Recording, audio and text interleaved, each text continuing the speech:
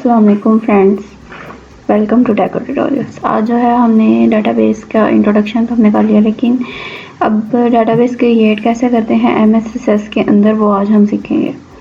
इसके हम मुख्तलिफ टेम्पलेट्स को यूज़ करते हुए अपनी डाटाबेस डिज़ाइन कर सकते हैं और ख़ुद से भी एक न्यू डाटाबेस क्रिएट कर सकते हैं। तो हम एक ब्लैंक डाटाबेस को क्रिएट करेंगे।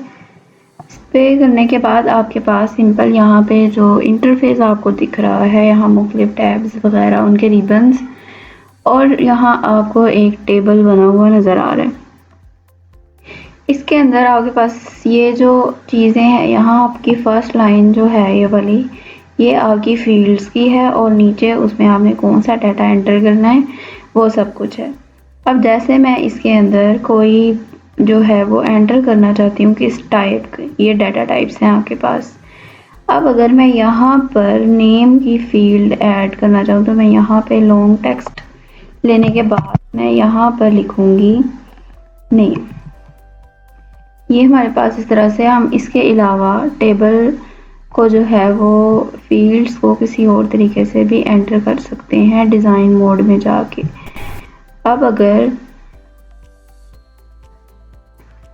यहाँ जो है वो हमारी आईडी जो होती है उसके ऊपर आपको दिख रहा होगा कि सॉर्टिंग, मतलब इसके अंदर नंबर फिल्टर है या ऑटोमेटिकली जो है वो होती है। अब हम इसमें देखना चाहते हैं कि हमारे पास डाटाबेस के टूल्स जो हैं वो किस तरह से काम करते हैं। इसके अंदर सबसे पहले आपके पास है व्यू। अब वो कह रहा है कि आपका जो टेबल 1 है उसका नेम आप यहाँ से सेव कर सकते हैं। अभी फ़िलहाल टेबल 1 ही रखना है मुझे, तो ये मैंने यहाँ डाटाबेस का जो है वो खोल लिया। अब सबसे पहले आपके पास यहाँ पर फील्ड नेम आ रहे हैं और उनकी डाटा टाइप और डिस्क्रिप्शन जो ऑप्शनल होती है हम खुद से ऐड कर सकते हैं।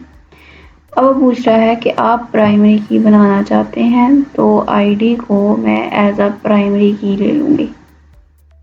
ये जो हमारे पास फील्ड है आईडी की, ये हमारे पास एक प्राइमरी की है। और फिर उसके बाद हमने एक नेम की फील्ड ली थी। फिर उसके बाद हमारे पास आ जाएगी इस नेम की फील्ड को हम कह देते हैं हमारे पास फर्स्ट नेम है किसी यूज़र का, एंड देन उसके बाद हमारे पास ये है लास्ट नेम।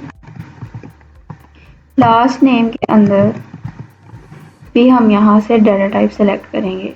शॉर्ट टेक्स्ट लेना है हमें। शॉर्ट टेक्स्ट के अंदर जो है वो आपकी बहुत जो आती है उसमें फॉर्मेट, कैप्शन और उसका साइज़ कम होता है। लॉन्ग टेक्स्ट में आप कोई कैरेक्टर ज़्यादा एंटर कर सकते हैं।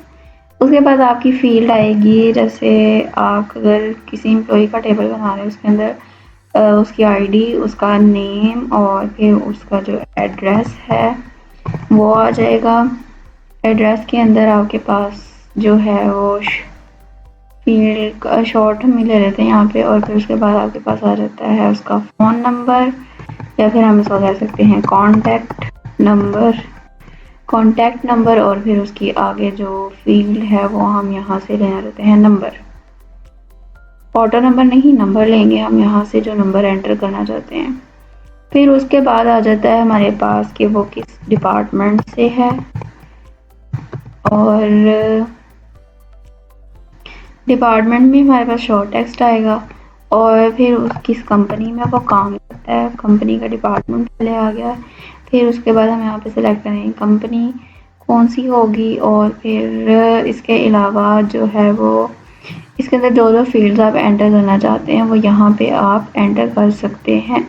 जैसे अभी हमारा ये टेबल जो है वो क्रिएट होता जा रहा है। अब मैं यहाँ से इसको सेव कर लूँगी। ये हमारे पास टेबल जो है वो सेव हो गया है। अब अगर मैं यहाँ से होम पे जाऊँ और जो डिज़ाइन टैब है, इसको जो व्यू है मेरा, मैं इसका डिज़ाइन व्यू जो है वो चेंज करके डाटा शीट लाइन में चली जाती हूँ।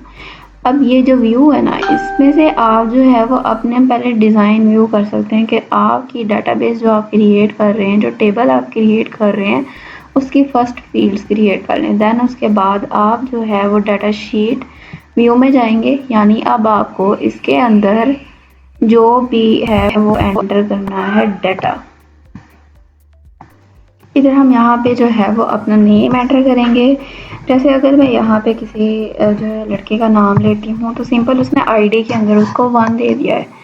एंड देन उसके बाद उसका जो लास्ट नेम होगा वो हम यहाँ पे एंटर कर देते हैं, जो अगर हम यहाँ से ले लें। और फिर उसके बाद जो है वो एड्रेस एंटर करेंगे। एड्रेस में अंदर आपके पास जो भी उसका एड्रेस है वो यहाँ पे आप एंटर कर दें। देन उसके बाद आपके पास उसका जो भी कॉन्टैक्ट है वो और डिपार्टमेंट आप यहाँ से ले सकते हैं, कोई सा भी उसकी आप वो किस कंपनी में काम कर रहा है वो उधर आप नाम लिख दें। एंड देन उसके बाद आपकी यहाँ पे फील्ड्स ख़त्म हो गई। देन आप जैसे ही उसके अंदर कोई और फील्ड एंटर करेंगे तो उसने आपको वहाँ पे आईडी में ऑटोमेटिकली आपको दे दिया है। उसके बाद आपने क्या करना है कि इसी तरह आपकी डेटाबेस क्रिएट होती है और इसमें आप डिफरेंट। अब यहाँ पे होम टैब के अंदर सबसे पहले हमने व्यू तो पढ़ लिया। अब क्लिपबोर्ड सेम वही है कि आप कॉपी पेस्ट कुछ करना चाहते हैं, आप इसमें से कट करना चाहते हैं, इसका पेंटर फॉर्मेट करना चाहते हैं, वो फिल्टर्स भी अप्लाई कर सकते हैं, यानी कि A to Z सॉर्ट कर दें या Z to A सॉर्ट कर दें, वो आप यहाँ से सॉर्टिंग कर सकते हैं। अगर मैं यहाँ से सॉर्टिंग करना चाहूँ असेंडिंग ऑर्डर में तो होगी, डिसेंडिंग में कर दूँ तो देखिए 2 पहले आ गया और 1 बाद में। फिर उसके बाद आता है रिमूव सॉर्ट। सॉर्ट को रिमूव कर देंगे, मतलब अभी सॉर्ट आप नहीं करना चाहते, कोई सी भी सॉर्ट आपने की वो सारी की सारी उसके अंदर से रिमूव हो जाएगी। अब सब यहाँ पे सिलेक्शन आ रहा है =1, do not =1, less than equal और ग्रेटर देन, ये सारी की सारी सिलेक्शन है इसके अंदर, आप वो यहाँ पे अप्लाई कर सकते हैं। उसके बाद सबसे पहले हमने यहाँ पे यही सीखना था कि हम अपनी डेटाबेस क्रिएट कैसे कर सकते हैं और उसके अंदर एडवांस फंक्शन हमारे पास क्या है, ये सारा कुछ जो है हम अपनी नेक्स्ट वीडियो में सेलेक्ट करेंगे। डेटाबेस क्रिएशन हमने सीख लिया। अब अगर आप इसके अंदर कोई और टेबल एंटर करना चाहते हैं या ऐड करना चाहते हैं तो आप सिंपल यहाँ से एक और टेबल क्रिएट करेंगे, आपका टेबल 2 क्रिएट हो गया और ऐसे आपकी डेटाबेस क्रिएट होती जाएगी। अगर आप अपनी डेटाबेस का नेम यहाँ से चेंज करना चाहते हैं तो वो भी आप सेव एज़ में जाके अपनी डेटाबेस का नेम चेंज कर लेंगे। फिलहाल जो है वो हमें ये वाला टेबल नहीं चाहिए तो मैं इस टेबल को क्या करूँगी कि डिलीट कर दूँगी। इस वाले ऑप्शन में जाके आप यहाँ से कर देंगे डिलीट, ये टेबल 2 जो है आपका डिलीट हो जाएगा। आपके पास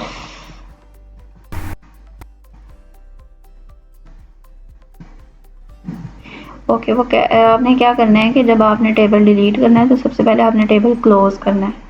अगर आप क्लोज नहीं करेंगे तो आपका टेबल डिलीट नहीं होगा।